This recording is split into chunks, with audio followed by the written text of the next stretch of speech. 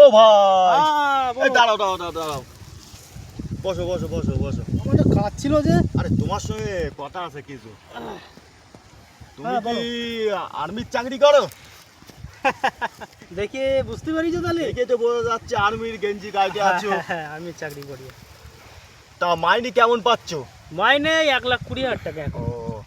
তা এখন কোন জায়গায় আছো আমি দেউটি আছি এখন কাশ্মীরে, এই বাড়ি আসলাম বাহ, এই বাহ, এক বাহ। সপ্তাহ হচ্ছে।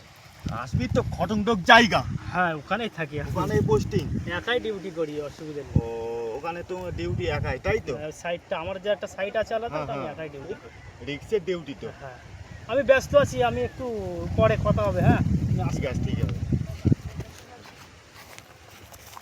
এ ভাই ভাই হ্যাঁ ভাই, ভালো। শোন শোন শোন ওই একটা ভাই গেল কি আর্মির চাকরি করে ও না তো, ও একদম ফক্কর বাজ, ওর কথা বিশ্বাস করবে না কোনোদিন। তা ওর বাড়ি কি তোর বাড়ির পাশে একদম বাড়ির পাশে।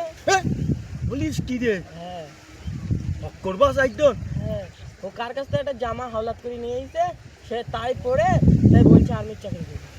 না আমার কাজ আছে, চলে যাচ্ছি আমি। শালা শুয়ার আমার মাথায় টুপি পরি বেরিয়ে চলে গেল তাহলে এখনো তাহলে ফক করবাস মানুষ আছে এখন 2 নম্বর